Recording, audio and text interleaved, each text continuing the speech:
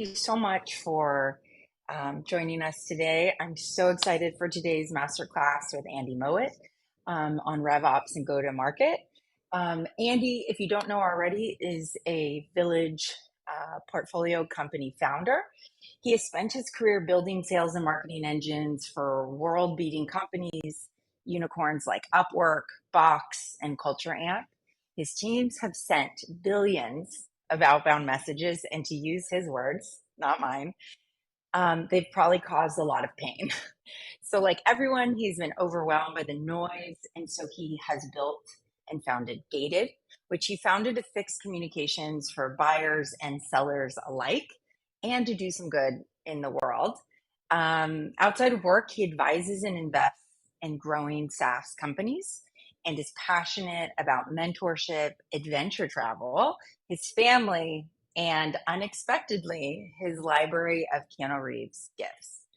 He writes prolifically on LinkedIn about productivity and topics that we're going to cover today, including go-to-market ops and RevOps. And we're so excited to pick his brain and learn from him. So please welcome up Andy Mowat. Thanks, Christina. I loved it, and the Keanu shout out was terrific. There was a thread on it last week. I think I've become his biggest SaaS fan. This is fun. We've done this version of this session at 2 Village offsites, so it was fun to be invited to do it again. Yeah, thank you so much for joining us. Do you want to start with just kind of giving us a few minutes of sort of how you think about RevOps, go-to-market? I know we have a lot of questions that came in from registration that's going to kind of form our conversation. But do you want to start with just giving sort of a broad overview, and then we can jump into Q&A? Absolutely, yeah. And I think some of the Village companies, as you and I talked about before this, may be too small for traditional RevOps. And we can talk about that and go as deep as possible on questions. I look at RevOps as it's kind of one of those first scale roles that you hire. It helps you grow there's a lot of like throwing bodies at problems. And I have a fun article. I talk about like, what are the stages in a company's growth? At what stage should you hire different scale roles?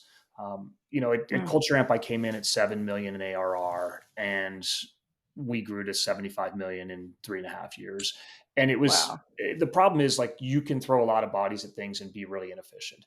So what I generally find is early on, you're going to want like probably be a founder, then it'll be like your VP of sales that will be doing a bad job of administering all these systems. But at some point you want somebody that's strategic and thinking ahead and thinking how to be efficient and how to create, in my mind, like a repeatable revenue cycle. So that's how I think about the RevOps side of things. And also, again, as we talk, like a lot of the questions that some of these Village things have strayed beyond the RevOps to marketing and top of funnel. I think one thing is interesting, like every time I get asked by any founder, like, how do I think about this? How do I think about this? It's hard to give specific advice. I always generally say, like, listen, let me spend 20 or 30 minutes asking you a lot of questions, and then I can give some advice. But we'll try our best to keep it general, but happy to go deep where people have questions too. Yeah, and I think there were some questions in, at registration around pricing, around sort of top of funnel growth.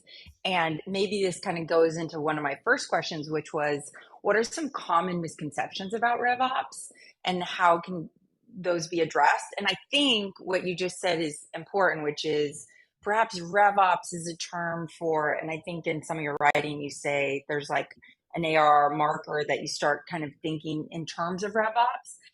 So is it a misconception that you're doing that kind of from day one versus like go to market?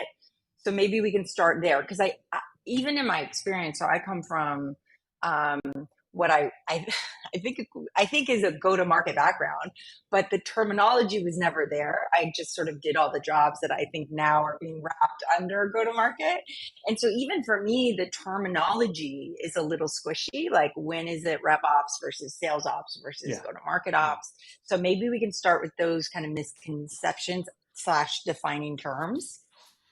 You got it. Yeah, like actually, you're right about the squishiness and just figuring it out. Like at Upwork, I was running BD and the CEO is like, can you run my sales team? Can you send my marketing emails? Can you build out my infrastructure? And so like, I, like you, figured it out the first time. And then only after I was kind of done with it, I'm like, oh, that was what it was. I'd say some of the Yes. Yeah. misconceptions are, yeah, like sales ops, rev ops. I don't like the term rev ops, but I've kind of adopted to it. To Hmm. me, there is three functions. There's actually kind of a bunch of functions within ops, but at a fundamental level, you have CS, like post sale, retention, Hmm. customer success, targeting, user experience. That's all kind of one bucket. Number two is sales ops, right? Like territories, planning, pipeline, funnels, compensation. And we could talk a lot about sales comp. And then there's like marketing ops, right? Top of funnel. Sometimes those are all together under one. I tend to call that go to market ops. A lot of Hmm. people, when Hmm. you hear I'm running RevOps, they're just a sales ops person that retitled themselves. Hmm. So I think that would be one misperception. Another one that's big in my mind is a lot of people think it is tactical. Do this in Salesforce, do this. Hmm. RevOps done well, and my kind of handbook talks a lot about this, is it's strategic, right? You're thinking about where in the funnel do we have problems? How do we go there? How do we fix those things? Bringing the right numbers, the right data, and being a strategic partner to the business. And I think that's, some people hire too junior and they end up with somebody very, very tactical. Well, it's interesting. So, just to complicate sort of the dichotomy between go to market ops and rev ops, then you have something like biz ops, which in my like what you just said in terms of like kind of looking across silos and figuring out where we have problems, would you say that that can also wade into this territory of what you think of as like the ideal structure of BizOps go to is a market weird ops? term that means different things in every company. It really does. I went Yeah, to a yeah, BizOps meetup one time. I was like, oh, it's awesome. These are going to be my people. And they were doing all sorts of different things. I think BizOps yeah. is super smart people running around cross functionally doing things, but they're not touching systems typically. Like Yes. we had two people at Culture Amp that did BizOps and they were doing strategy, like company planning, Yep. OKRs, but you could be at a different company, and like at LinkedIn, they're doing all the Hmm. data and the analysis, the insights. It's the thing is, RevOps is going to mean the same thing across every function, Yep. across every company. Okay. BizOps, it's a grab bag. So do you feel, and I see a question and we'll get to that next, would you say for early stage companies? So I think there is like a threshold when it's maybe more technically RevOps, but for early stage companies, you can say the million ARR marker that you think we're kind of what early stage means here.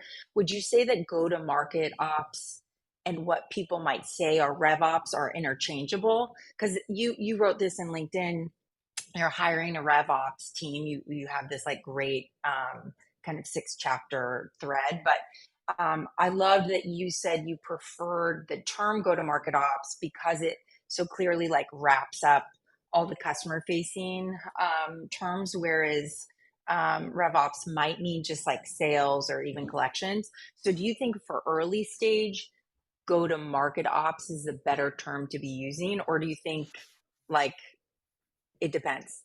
Yeah, I don't get tied up in the terms anymore. I lost the battle long ago. Like RevOps is Hmm. like the term that's stuck in the world. A lot of my Yeah, senior level like sales ops and marketing ops friends, we all call it GTM ops, but like objectively is got it. RevOps. Um, I think, I mean, if you're talking, I can kind of talk about the journey. Like, first off, like, you should Yeah, not, that'd be great. if you're under 500K, you shouldn't hire a RevOps person.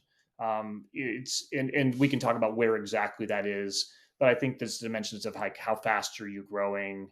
But at a fundamental level, like it's founder sales, probably as long as you can. And I think then I see a mistake Mhm. where people, they're like, great, I'll go hire a VP of sales to sell for me. And I think I advise against that. It's much more like, how do you hire junior people to take off as much as possible so you keep founders selling as Mm. long as you possibly can? And so what you're probably then doing is, okay, now we have a replicatable model, founder sales plus there's these things where I can have some junior people. At that point in time, you have a replicatable model. You probably bring in a VP of sales at that point. Hopefully, between the founder that's more the go to market founder and that VP of sales, or I've seen it sometimes the head of CS or whatever, those people, if you're taking a big company person trying to plug them into small, not going to work. Mhm. But Yeah, generally you'll have yeah. somebody that like is facile enough on the basic systems to set them up. Now, at some point, you're going to be like, oh boy, like we need pricing, quoting, we have funnel problems, we have all this stuff. And so you come, it's like, and so I came in at like 7 million when I basically could just look at the data at Culture Amp and I knew we were going to take off like a rocket ship. And they probably hired me 6 months too late. But it didn't matter. Like in the end, it was all fine. And so I think if you're growing slowly, hire somebody right at that level. If you're growing really fast, Mm. you're going to want to maybe over Hire hire. Like I came in having run a Mhm. 40-person team at Box, and I was like one person for 4 months at Culture Amp, and I liked it. I got my hands back dirty, and I Yeah. ended up. I think my team now is like that I built is like 35 people again, right? So it's you can definitely. So that's kind of the. Hopefully that helps with the journey. And I one thing I caution is like don't hire them too early, but Mhm. also don't hire them Yeah. too. I was a too early hire at a seed company, and I know that pain, but I think for the right profile, to your point, you can kind of contort yourself to be what the company needs, but that's very specific to the person, and you're not guaranteed that. So speaking of hiring, Andrew asked sort of order of operations. So let's assume you don't have these people, you're still doing founder led sales. Would you hire a RevOps person first, or just sales ops, then CS, then marketing? Or would you suggest that order? I guess first let's agree on the components, if those are the right components, and then what order you would suggest hiring, and maybe the tranches of ARR that each would follow. I wouldn't. I don't think there's an order per se. Here's how I look at it. It's like the dynamics of your company. And I'm actually have an Mm-hmm. article I'm writing on this. We have a fun debate that I posted on last week of your first RevOps hire should be marketing ops. Now, like Mm-hmm. I've done marketing ops and then I grew into RevOps to sales ops, and I've seen the other way around. It depends upon the company, right? Like Culture Amp was. I asked the CEO when I joined. I was like, "What do you need me to do?" He's like, "I need to Mm-hmm. you to build me a machine in SMB and mid and help me figure out enterprise." I was like, "Great." Data driven, da da da da da. Like the marketing profile felt better. It was the better one. I've oftentimes talked to like when you're hiring a CMO, there's 15 skill sets. You need to Mm-hmm. figure out which skill set is most important to your company and Yeah. hire that person with that superpower. Then as they scale, allow them to hire a number two for the thing that they're not quite as good at, right? You're never going to Mm-hmm. find a CMO that is good at Mm-hmm. all disciplines. Similarly in RevOps, like, if you need me building detailed comp plans on day one, I'm probably not your guy. Mm-hmm. But I hired that guy at Culture Amp and we built an amazing team and did all that stuff. And I knew how to manage it. And so that I think I think the short answer is the simplest way to look at it would be if you've got like lots of small customers, you're probably coming Mm-hmm. from like marketing ops or CS ops, depending upon where your problem is. If you're selling $500,000 deals, you Yeah. need a sales ops person. Yeah. Yeah. No, I think that's right. And I would say, even in my experience coming from consumer moving into enterprise SaaS, the skill sets are really different. A consumer skills like marketing ops skill set can flex into, I think, SMB 0 to 1 sales, but there is a point in which it's beyond sort of your skill set to like figure it out. And that's when someone who has that enterprise background, I feel like, can just set up the tools, the systems in a way that maybe you just don't have the same facility with, coming from a different background. So I Yeah. think that's really right, to look at your business and the components that drive it for the right profile of um, hire. So a question also would be, you mentioned sort of pre-hiring, knowing sort of when to hire. Joel asked a great question, which is, how would you advise early stage founders to track and manage a replicable process prior to bringing in, we're going to call them the RevOps professional, but whether that be a marketing ops kind of leaning person or a CS ops person, when you make that first hire, whose hat it is to help drive revenue, should you have already established those things in some degree? To your point, you're like, I was hired a bit late. What should you be doing to prime, if you will, I the I think the I mean the until engine? you hire RevOps, your functional leaders in go to market are doing that job, but it's not their core job. And so it's Yeah. going to be kind of like when I took over Culture Amp, the head of CS was administering it. He's a friend, he's a good dude, but a lot of this stuff I needed to rip right back out, right? Like it's and so I was like, oh God, no.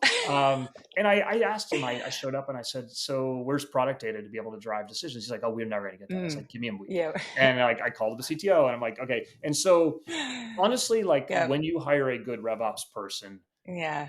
you're going to end up rebuilding some of it. I think that's the danger Mhm. is, I ended up having to spend a couple months ripping stuff out to Yeah. simplify things because people Yep. had, when they don't really understand that stuff, they build extra complexity because they're Mhm. just building. Mhm. So Mhm.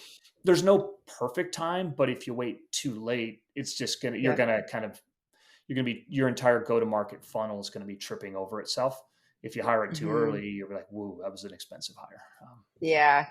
So a good question there is, and I hear you that whoever you hire is going to also have their own little playbook or their own little kind of preferences or what they see necessary.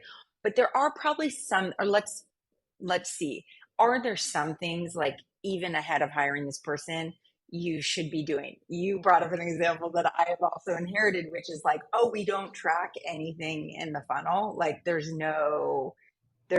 don't know where they're coming from. Like, are there some general things that people could set up that no matter who you hire is going to be like, thank you, we have this data?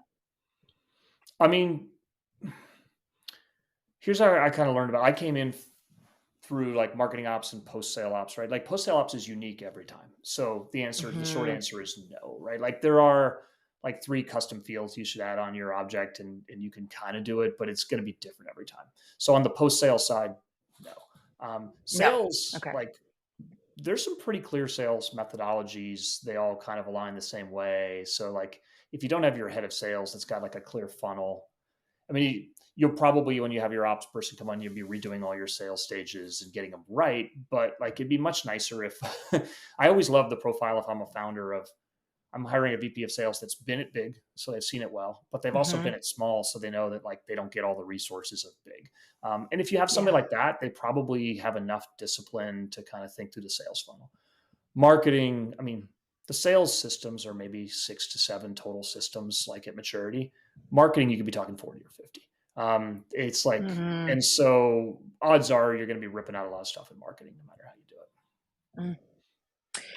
That's a good question. And we have a question, or that brings up a question that we have, which is, if you have all three functions up already, marketing, sales, and CS, customer success, customer support, but they're disconnected in terms of tooling and data, what would you suggest in terms of aligning that? Is there kind of a tool that you would recommend the best teams use to, again, not maybe we're not in the zone of 30 or 50, like are there some sort of like basic basic meaning minimum viable tools that can align across the elements that you think are really important for RevOps or go to market ops that if you have these functions up and running you'd recommend? I think there's like kind of 2 basic levels of maturity that I see. One is there's like the core GTM systems, and there's kind of Mm-hmm. 3 years ago you'd be shot for buying HubSpot, but now HubSpot's probably the best small Yep. sized integrated marketing sales tools. They've made Agreed. amazing progress around their sales side. So like it's Mm-hmm. probably not a bad buy. You Yeah. probably would be shot if you were over 500,000 because you couldn't report to your board and stuff on the sales Mm-hmm. metrics for the sales side. The marketing side, Mm-hmm. I literally never switched off of HubSpot all the way up to Yep. 80 million in revenue. Um, so I think that like that's actually probably a good solution into the 5 Mm-hmm. million, 10 million, and HubSpot's really executing well. Um, Mm-hmm. there's that whole nother layer that some people may be more data first, and I think you could get to earlier, right? Which is at Culture Amp, we had those go to market systems, but there's a lot of insights you can't get from those things. Mm-hmm. One great example is we had 2 products. So we'd go out to talk to people about product number 2 that are already using number 1, and they'd say no. So then we'd remove that from the pricing, and then it's like it never existed. So we didn't know what was our win Yes. rate, what was our loss rate on those deals, Yes. and so I think there's this whole data layer to be able to get like derivative insights that are a Mm, lot. And I could probably come up with 10 examples of that. And so I do believe the world of go to market and RevOps are becoming much more data driven over the next 3 to 5 mhm, years. And so, yeah, there's like the individual siloed SaaS tools for your things. HubSpot may be a good solution. And then hopefully you can get to a place where you're literally looking at like dashboards, BI, and all of that stuff. mhm. Do you have, so for those derivative insights, is that just mining your own data, or is that, have you found that there are tools, especially now with so many, AI tools, is there something that you feel like can help? Like in my experience, so much of that was manual of just like brute force mining your data. But are there innovations in that space where you get those insights better than before? There are companies that are, there's a next wave of companies that are coming. There's also like probably 100 companies that will sell you layers on to be able to do that Mm, stuff. And so there are, I won't, I mean, there's some tools that I track and am a fan of, but I won't maybe go into that. I feel like if people want to talk about that, like DM me or ping me, because we could probably get pretty deep on that stuff for sure. great, And I mean, great. if you're a village founder and you're at that point when you're starting to think through that, like that's a fun point to be and happy to help on a one-on-one basis. Awesome. That's awesome. So what are Michaela asked a great question in terms of, you talked about like you're probably going to come in and rip some stuff out. What are some considerations to keep in mind when you come in and you're like, oof, like you said, your friend, you're like, oof, like I got to rip this out, so that you don't detract from momentum. And I don't know how much you also consider like just stepping on toes. I know this came up in the chief of staff conversation yesterday, is like that, there's things that exist and you come in with the authority to change them, but like, do you disrupt morale, or are you just like hardcore, this is a business, we got to do it? So what are some considerations for like when someone gets hired for, and these are founders who maybe are going to have to hear those ripping out asks, so maybe thinking through what are the considerations that make it viable and worth the pain of it. Yeah, maybe I'll use an analogy here. I think where a lot of these village founders maybe is product-led founders, and so I can talk a little bit about Mm-hmm. that. At every big company I've been at, product is ground to a halt. You can't ship Mm-hmm. more stuff, even if you add more engineers, right? And like we ran into that Mm-hmm. culture ramp, and I ended up talking to somebody at Facebook, and I was like, oh, how do you do it? Like, how do you keep innovating? And he's like, when we split Facebook and Messenger, and this was a bunch of years ago, I was like, oh man, I hated you guys for that.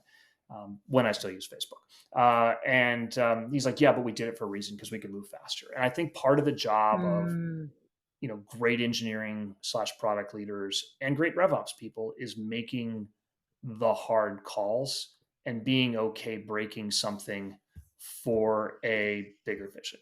Now, a big Mm-hmm. part of the RevOps job is highly cross-functional, and you got to bring people along on that journey, and they have to understand why. So I've never personally struggled with that. I think I do see a lot of RevOps people be, I want to make everybody happy. I want to do this, and you're going to end up with product, right? So the job of RevOps is break stuff to make it simpler, and you got to have obviously a CEO, and that might be an interesting discussion too around like CEO and CRO that like understand the function and appreciate it, because otherwise, if they're too Yeah. tactical, they're going to be like, I know we could do this better, but they're never going to speak up. And like, I've never had that Mm-hmm. problem, but Mm-hmm. I've definitely seen that. Well, it's funny because you said, RevOps is inherently cross-functional. Joel asked a question, which is, how often do you see RevOps folks acting essentially as like Salesforce admins?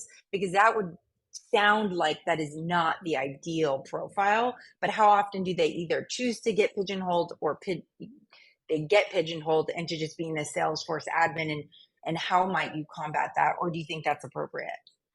I mean, if RevOps doesn't control Salesforce or whatever the core systems are, like they aren't empowered to do their job. So they Mm, have to. Now, here's what I do see, which is a lot of them, and I've mentored a lot of people around this. They just are like, oh, you want me to do that? You want me to do that? You want me to do that? Okay, cool. I got it. And then what they don't do is they don't force trade offs. And mm, so I learned this the hard way at Box, where I was just getting overloaded, and I was like, I need more people. And my chief customer officer said, you only get ahead when one of your stakeholders gives you ahead. And so I was like, okay, Mm, great. And so I learned really quickly how to force trade-offs, right? And so I'd be like, you want this? It's ninth on the list. yep. Here's the 8 things above it. Here's why I think those are important. And I'm happy to go to the COO and have the conversation, and we'll do it. And like very quickly, people were like, they started to appreciate it. They started to understand the trade-offs. And like, that's the type of RevOps leader you need. And I'm kind of convinced that we got beat into us at Box. Like, this is what a director level person is, right? Like, they can do these Mm, types of things. They can work cross functionally.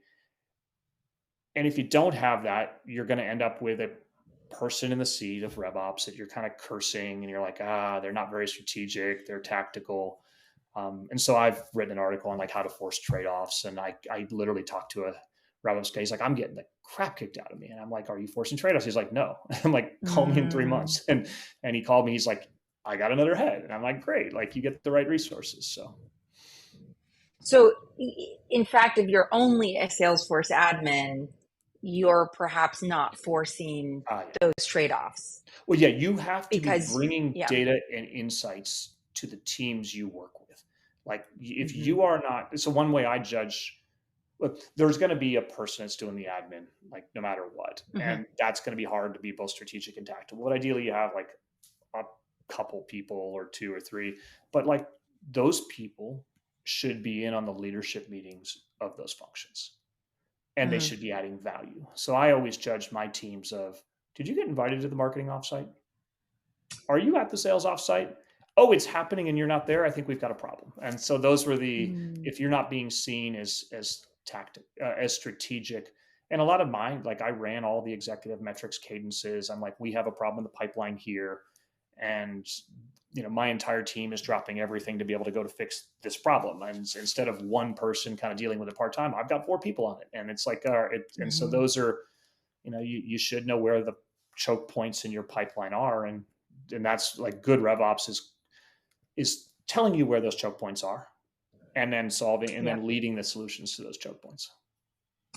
Well, and there was a question, and maybe this is relevant, particularly just to the sales ops piece, is what are some main pain points you expect past the $10 million mark?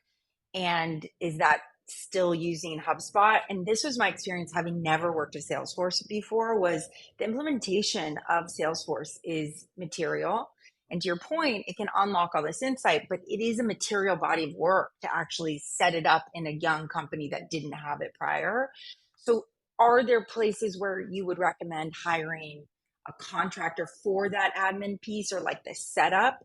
And then, because that was a main point, I think a pain point that I've experienced, but there are others, and I'd love for you to speak to them past 10 million. And then what about that transition, like post HubSpot into the next big thing? Because there is engineering work, onboarding work. It's not immaterial. Yeah, I mean, there's a lot of ways you could take this question. You could take it around systems and tools pain points, Byron. You could also take Mm-hmm. it in terms of like scaling teams pain points. I've got a Mm-hmm. really fun role around a nice Keanu gift, Sheila. But I've got a fun article around scale roles, like when do you hire them? And I think that could be a really interesting conversation in a minute, Christina. But maybe if I take it and assume that Byron's talking about like technical limitations. Um, HubSpot's been really good in my experience. I haven't dealt with them on the CRM side, but they've been really good of like, we don't want to lose you, we want to grow with you.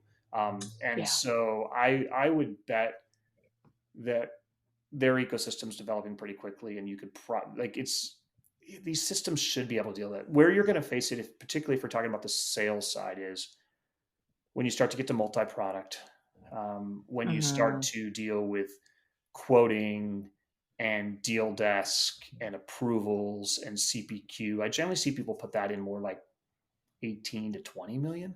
And it's a big step. Like, we put it into 20 million in Mm-hmm. Culture Amp, and we probably put it in early, right? Like at Box, we were 400 Mm-hmm. million and we didn't have pricing and quoting, and it was a mess, right? And then you end up having like a whole Mm-hmm. team of people that are dealing with like Google Docs and contracts versus like your salesperson click configures the price and sends it to somebody. And so I think there's a lot of innovation going on in that area as well too.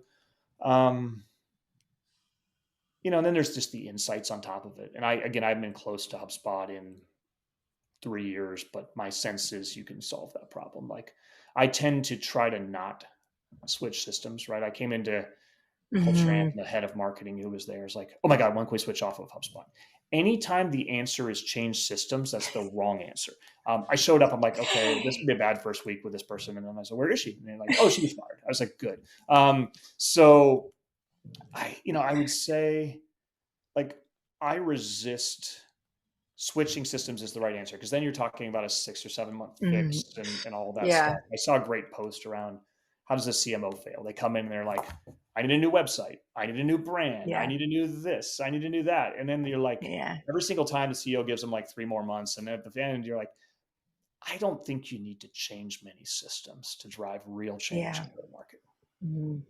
Yeah.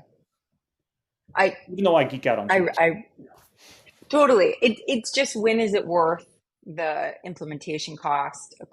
There was a question about momentum. It's going to slow momentum. If you got to onboard everyone, so I think it's a really fair point to just try to work with what exists until you really are forced to consider it, because it is so costly across so many dimensions.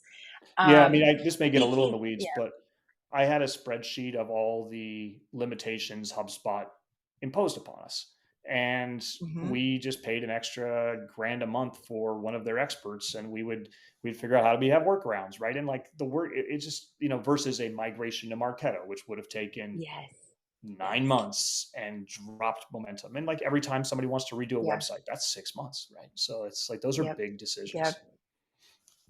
And really, the return has to be there. And there are probably increasingly opportunities with, to your point, HubSpot wanting to grow with you, where they have a customer success solution that is pay to play, but at least you're not onboarding new hire, changing systems, etc. So I think that's a really good tip, is to look at whatever system you're using and really be honest with them about limitations, and see what they can do to work with you. They are incentivized to keep you. And Yeah. so hopefully they Well, can HubSpot's be a really good at it. partner. Really good. Yeah. I'd say some other fun That's, things there. yeah. If you have a bad CSM, change it. Like I called up the Mm, HubSpot and I was like, this person isn't doing what I expect them to do, and change it, right? And another speech I always give to people when you're implementing is, we're going to implement this once. You have yeah. implemented it 200 times. I expect you to guide me and tell me like a personal trainer would. I may say I don't want to lift that weight, but like I kind of ask for these vendors to bring you through the process. And if a vendor can't, that's a problem. Hmm. On Yeah. the flip side, It's, I they, saw a note yeah. from Anne around services, and this may be a little bit of a tangent, but I think a lot of, and I'd be curious Anne's take in chat or whatever, but I think a lot of people feel like they can't offer professional services because that won't be ARR. Um, Mm, I disagree deeply with that for most companies, and I oftentimes advise CEOs. Like at Box, we had a $35 million professional services team. yep. The stats showed that our onboarding, our activation, our retention, our expansion were all orders of magnitude higher off of that. And we turned it into an annual cost, right? Like you want RPS, like Mm-hmm. it's an extra 20% of, and then we got to the point where we literally required it. And so a lot of, I think Hmm. I'd be curious, but a lot of people, particularly selling in SaaS, like people are having trouble onboarding with your tool or Hmm. engaging with that, like throw some bodies at the problem, like solve it. You've already Yeah. got them in, they've already Yeah. closed and signed. Yep. And so like that was a massive superpower for us at Box. Yeah. Yeah. Yep. Even in my consumer experience at Paperless Post, for our prosumer customers, we did something similar where it was like bespoke help, and it became a revenue stream, because it's like anything you want to outsource. You just also don't want to deal with it, and you want someone to help. So I think that's a really, that's a great point as well. Um, so here's a kind of a question around, tactical ops sales stuff. So you're a founder and you wanted to free up time from tactical ops sales stuff, but you're worried on prioritizing spend on ops folks versus other departments like engineering. So how do you know where to put dollars, right? Dollars are precious, especially in this environment. So what are some prioritization methods that you would use or suggest for when it's maybe an engineering product problem, when it's like put a sales body, marketing, go-to-market body on it? How do Yeah, you think about there's a good that? article, and whoever's posting some of my articles, if you can dig this one up, it's called the scale roles one. Like at a fundamental level, like I learned this at Box. We were running 250 people in post sale ops, like CS, services, support. And what we would do is every time we had, 10 plus people spending 5% of their time on something, we would Mm, go put all of that on one person. And then that mm, person would figure out how to make it more efficient. And so I don't mm, think it's a trade off of where do you invest. I think it's like look at your team and figure out like where do I have, and we were just always splitting roles out. I mean, we ended up with like 50 different roles within our post sale ops team. It's like we had a customer advisor, like if you're doing like references, like we had a references person. If you're doing like onboarding, we literally had a person building like onboarding sequences for people. And so like a lot of the job and how we thought about it was like, how do we look at roles? How do we break them apart? And so in theory, you're not actually adding headcount. You're just taking that thing that too many people are doing of with 5% of their mm. time, you're putting it on one person. And then that person's job is to figure out how to automate it so you can double in size without needing any more people, right? So that it should pay for itself if you're finding it at the right times. So it's really looking at the kind of jobs that need to be done and letting that determine it versus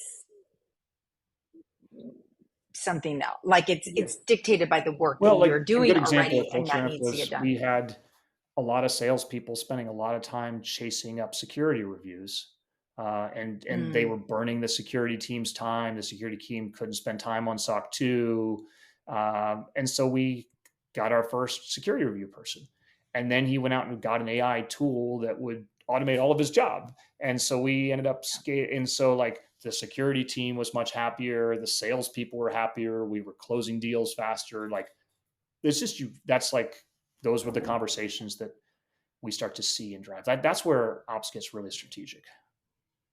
hmm so we've talked about tooling and CRMs. Carlos asked, what are the important key assets, slide decks, one pagers, website, help centers that, in your opinion, are important to have ready before bringing on your first full-time hire, go-to-market hire? Now, Hmm. inverse here is like, do they make those things, or do they like? Are there things that need to be built for them to come in and like hit, probably drive impact right away, or is that something you think they'd want to actually create on their own? Interesting question. I can see a couple ways I could take this, but I guess I would say this is I kind of go back to that conversation we had earlier around when do you hire your first salesperson, right? And so for me, Mm-hmm. or your first go to market person, it's keep doing it on a founder led basis as long as you can. Try to offload the junior stuff, but like even as a founder with support, right? Like we have a help center, and at a fundamental level, it's like I never want somebody to spend time writing a paragraph answering a customer question. They should go update the help center and then they should send a Mm-hmm. link to the help center, right? And if you build that type of thing, the help center will keep getting better on its own. And if Mm-hmm. you just, I mean, it's a scale mentality, right? Like Mm-hmm. take the extra 5 minutes to edit the help center and send a better article, right? Like we had security questions on Gated all the time, and so I just kept making that better rather than writing long things. And that may be just one of many ways to do it. So I don't think there's a perfect answer on what assets do you have. I just think you need to think scale when you can. Do you think that a go-to-market hire, and Danny, I do want to acknowledge, I see your question about top of funnel, and I know Andy has said like, we don't want to be too generic about top of funnel, but we were going to get to top of funnel, but And by the I'm way, Kathleen mindful had of an it. interesting one in the chat too. So that's a good question. That might be relevant to this before we shift to top of funnel. Oh, great. Yeah, I'm going to keep top of funnel sort of on its own island. Just do you think a go-to-market person hire would want to feel ownership, or like if whatever assets you make, those might be some things that they want to rip out? To your point, when you're hiring them, I guess what you're saying is look for them having a scale mentality, right? If they're going to take ownership of those assets, they need to reflect that idea of you of building things that will kind of work beyond the one-off. So I guess that's another thing to say. Even if they want to own those things, they need to approach them with that mentality. Would you agree with that? Absolutely, yeah. And I think to the question just before it, the best thing you can do to help a go to market hire is have processes documented, right? Like Mm. it's so like have a notion, have whatever it is. Like that's then all of a sudden somebody comes in and they're like, I can read what you're doing and I can figure out how to make it better. So you would suggest, I think I didn't catch that totally. So before hiring, even if your processes aren't perfect, get them documented to the degree that they exist. So at least that Well, person I doesn't have guess, to spend yeah, I mean, time that would doing be that. nice. I think the reality Yeah. is it's hard to take time out of growing your company to document processes. So as a Ah, founder, totally. Yeah. ideally you're thinking in terms of what I said, which is before you send the answer to the question in the Yeah. in the intercom or Zendesk ticket, think about it in a structured way, like use Notion, Mm. and not every founder ticks that way. And so it's more like you're going to let your go to market RevOps type people hit the ground running if you are Hmm. structured in your thinking. Yeah. Yeah. Yep. So one thing you talked about was really leaning into data, um, kind of across the company to find insights, to identify problems. What are some top questions RevOps folks should be asking the data so that they can positively impact the go-to-market strategy? Speaking, Michaela said, early stage startup, early in RevOps maturity. This kind of touches on maybe, I saw you posted recently about these kind of three go to market 2.0 metrics. So maybe this is a nice place to bring those in because I was like, oh my gosh, in my own practice, I was like, these are the right things, but they're so nuanced. It's like they're not on everybody's tongue. So maybe those are some questions that might be relevant to what you can ask the data of. Yeah, I think you just have to have a good picture of your funnel, right? And it's not going to be perfect. Mm-hmm. And you've kind of got to continually be tightening it. And you have to know where in your funnel you have problems, right? So, I mean, if I were to give the simple answer, it's like, what's your inbound? What's your conversion on your website? What percentage of those are converting to demos? What are your sales stages? What are they converting through them? And then like retention and churn. Although the reality oftentimes is like you're not really going to see if you have a churn problem for 2 years. Yeah. Um, Yeah. so I would say that start there. Put it on a slide in a Google Deck and just keep studying it and making it better. And then you can constantly get derivative metrics and you can get smarter about it. And you can, I spend a lot of time thinking about what are the metrics that will align the right behaviors. So when you talk about the funnel, is that going to be business dependent, or is there, like, if someone's never set up that funnel tracking, is there a pipeline funnel sort of MVP that you would recommend, or is it like truly specific to your business? Yeah, as I was saying earlier, like CS is always going to be different, right? Like, Yeah. but Yeah. sales ops and marketing ops, that was where like when I was running post sale and then like, hey, our head of marketing ops quit at Box. Can you also run this? I was like, wow, I moved Mm-hmm. from very fuzzy metrics to very clear metrics with very clear benchmarks.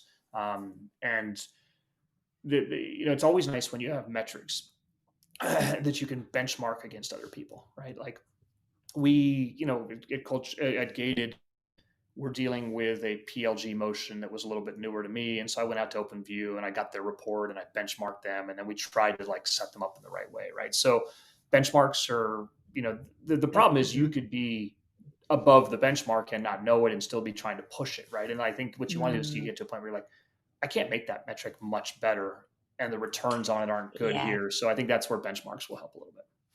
Yeah. Yeah.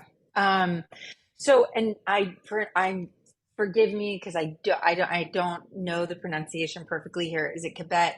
Um, Can Andy, you've mentioned Culture Amp, and there was a question around the culture there, who you reported to, what worked well, what didn't, how did this change as you scaled? And I see Kathleen's question now around help centers, so we could do that one first, and then touch on top of funnel and sort of the culture of Culture Amp, if you Yeah. if that would work Um, better. But I love the idea of kind of fleshing out the context in which you had these experiences too. Absolutely. It's a fun one. I joined and I reported to the CRO, and I reported to him for all 4 years. At some point, they also hired a chief sales officer, so I ended up with two bosses at that point. It was a great experience. I worked with a really mature leader that understood what he was doing, and I was able to manage up effectively to him.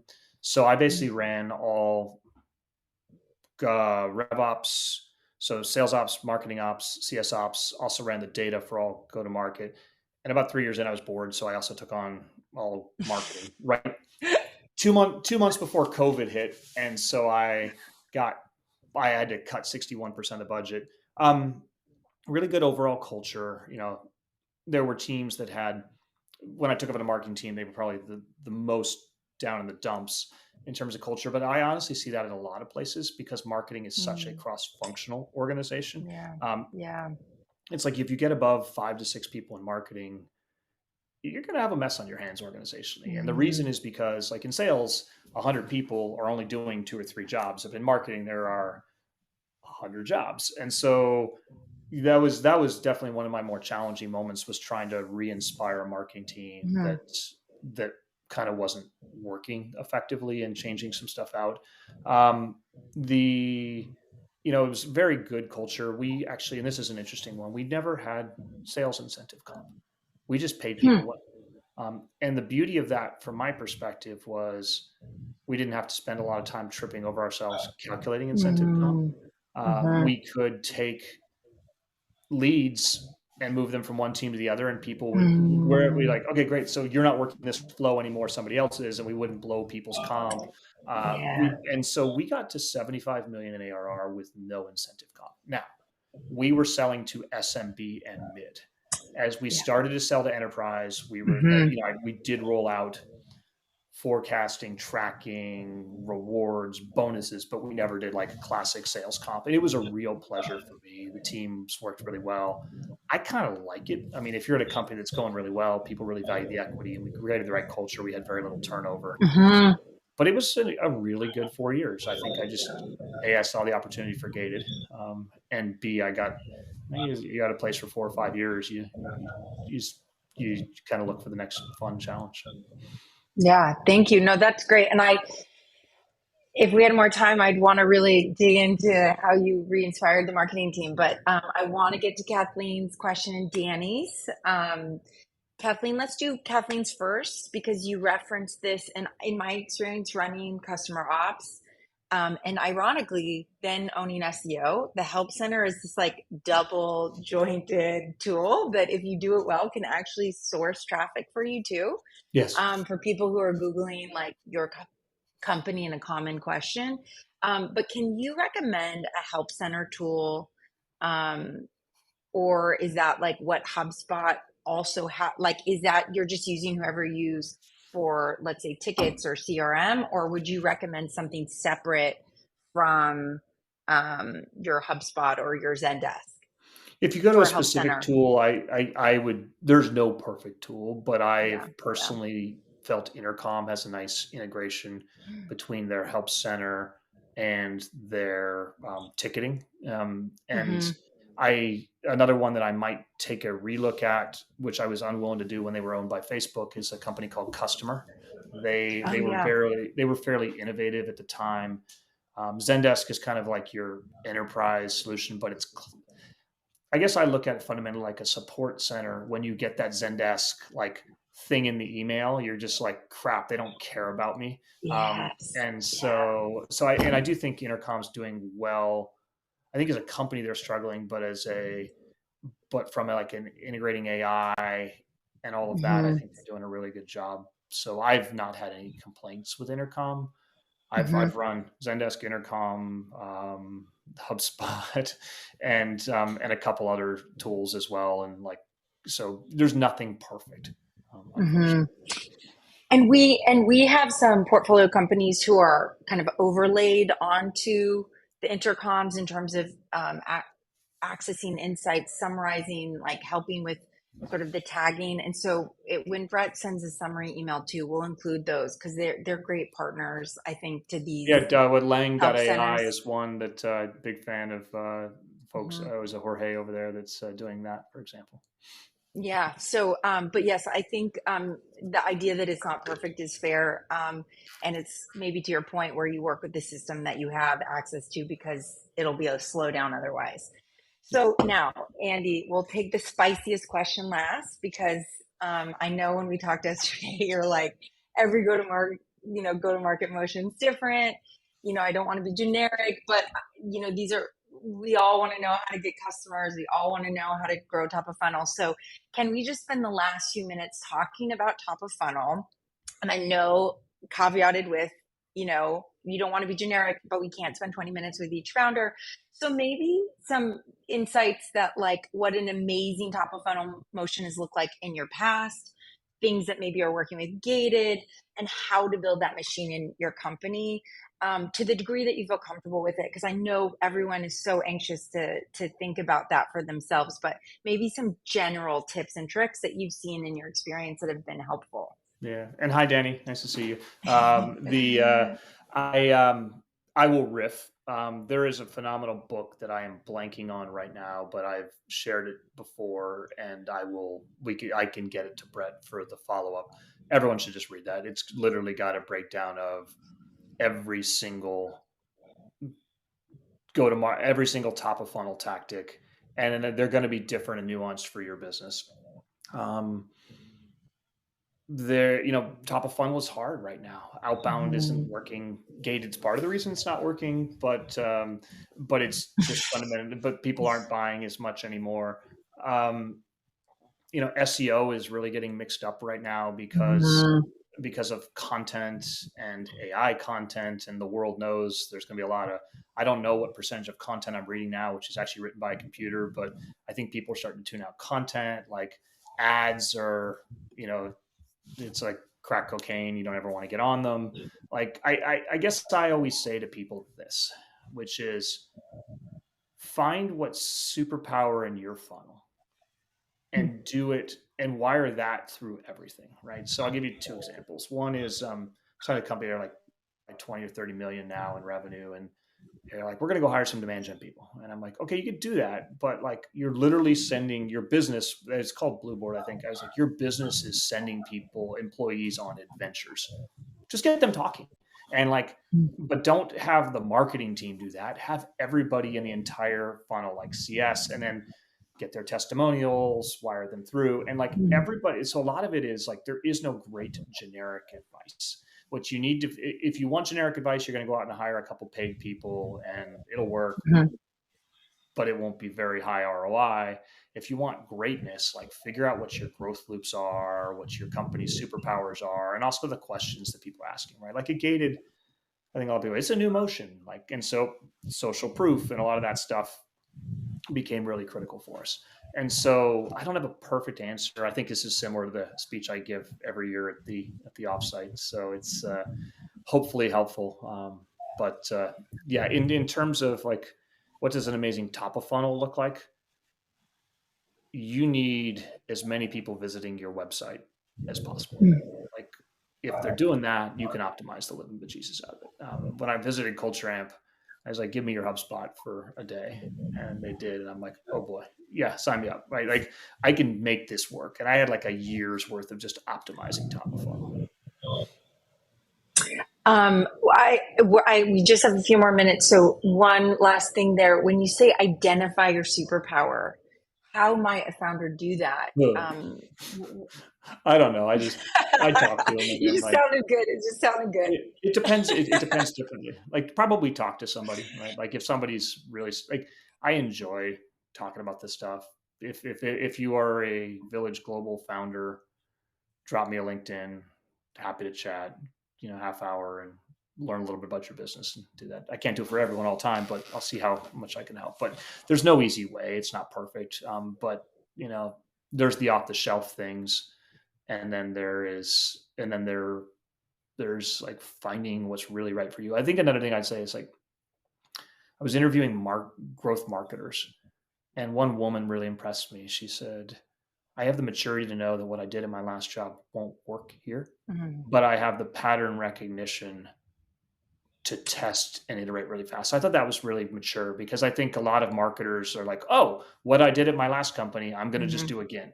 And that probably won't work. And Mm-hmm. so, but I think what you're looking for is somebody that's smart enough to kind of like find what works for you, whether that's a consultant. And I know some great marketing scale consultants that people want, or whether that is a in-house person. I would probably start, I'm not a big fan of fractional this or fractional that, but if there was Mm-hmm. one role I would start with fractional, it would probably be fractional CMO. And looking at, I think the pattern matching is a great call out of, who your product works for, who's loving it, what they're, how they're, the language you use to describe it. But I love that it's a journey. You use that word journey in terms of finding those insights and mining for them. And so I appreciate you saying that people can DM you. You can also, can they find you also on Founder Slack, Slack? yeah, do it. I check it once or twice a See, week. So yeah, great. I have to plug that. But just thank you so much for the time, for the wisdom.